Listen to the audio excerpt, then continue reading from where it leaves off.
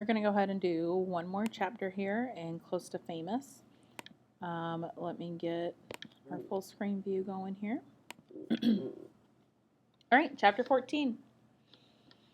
So Foster's in business, and she's going to be making muffins and cupcakes and selling them at Angry Wayne's Bar and Grill. What I can absolutely tell you about these chocolate chip muffins that I just baked for Angry Wayne is that they are the best ones of my career. Fat, buttery, golden brown, and a little crusty on top. I tried to imagine them going into the deepest recesses of Angry Wayne's heart, but that was hard to picture. I put them on a rack to cool and thought about Eddington Carver. He and I were the king and queen of school bake sales. Eddington sold his enormous raspberry rolls that were so light and sweet you'd eat them until you got sick. I brought my triple chocolate blowout cupcakes that had cocoa, chocolate chips, and chocolate sprinkles on top. The smartest thing I ever did in 6th grade was give Mrs. Ritter a free cupcake. It was the only time she smiled at me. I think it might be why I passed 6th grade. So this is a little memory moment, a flashback here. And my guess is the fact that this flashback actually goes back to due to the fact that this was a time when she used to sell cupcakes with her friend, and so now it connects to this moment now that she's actually selling cupcakes at Angry Wayne's. So this is a memory moment, selling cupcakes again. All right. I looked at the book on the table tucked under the bullet's round window. It was Mama's favorite book of all time, To Kill a Mockingbird. Don't go thinking I could read the title. I couldn't. It had one of those trick titles because it didn't have a bird anywhere in the story.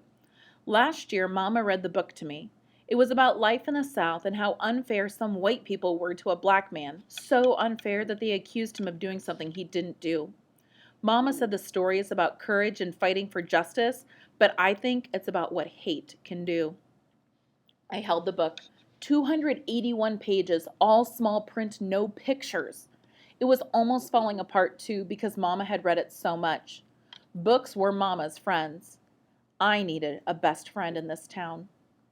Eddington moved to Texas the day after school was out. I baked him some butterscotch muffins to eat in the car. Someday, he told me, crowds of people are going to line up to buy this muffin. Another little flashback here, but this one seems to be more about the friendship that she had with Eddington versus the selling of the cupcakes. He gave me his number, but I lost it. I wished I could call him and tell him that I got a job as a baker for a day. There was a knock at the door.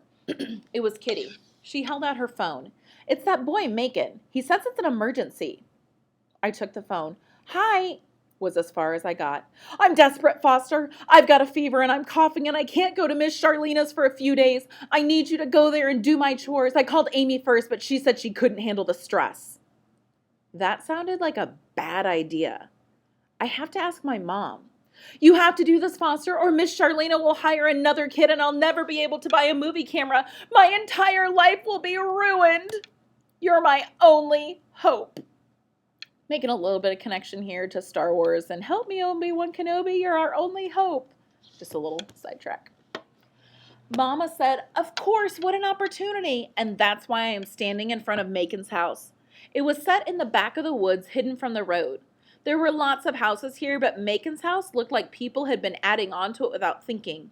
There was a section painted yellow and another painted blue, and the roof had 3 different colors. A door leaned against a tree.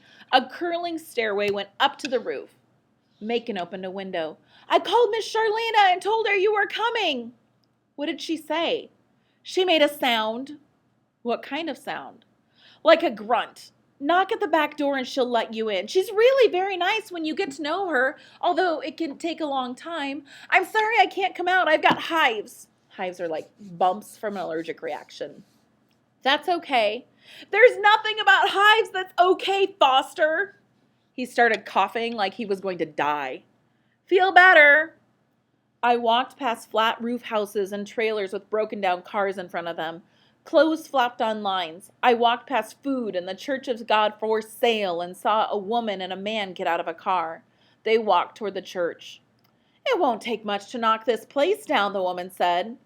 The man looked at the church and nodded. They headed up the stairs. Lots of parking too, she mentioned. and unlock the big lock on the front door. They went inside. Lord, give me strength. Perseverance Wilson marched up like she had to defend all that was right and true. Garland was behind her. Who's that lady? I asked. The realtor, Garland explained as his mother headed up the steps. That guy is from the Taco Terrific restaurant chain. They're terrible. So a little aside here. So the woman is the realtor trying to sell the church, and it sounds like the guy that is with her, wants to buy the area. And I'm going to go ahead and say Perseverance Wilson probably will not like that they're there because she hates the idea of her church being sold, but then being sold and torn down would probably be even worse for her. Percy shouted, "They want to put one here on sacred ground." She opened the church door and yelled, "Do you folks know about the rodent problem?" Garland looked like he wanted to punch something. I said, "This must be hard for you." My dad built this church. I could hear Percy's voice.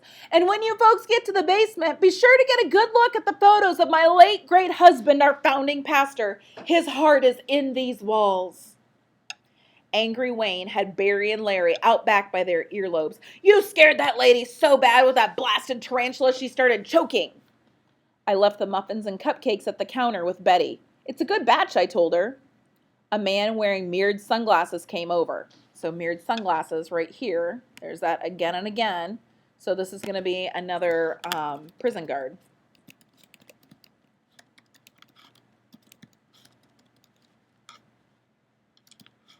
Oh, sorry.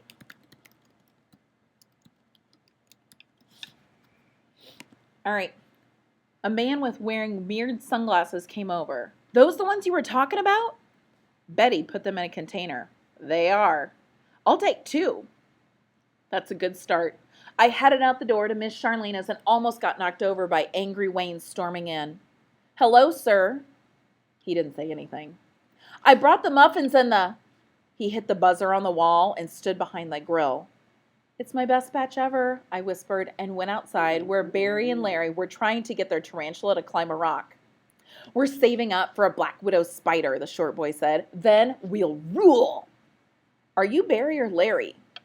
"Larry." The taller one stepped forward. "And that would make me..." "Difficult," I said. Larry broke up at that. I headed to Marigold Hill, Miss Charlena, and who knew what else.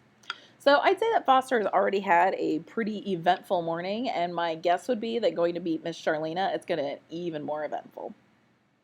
And that's where we're going to stop for today.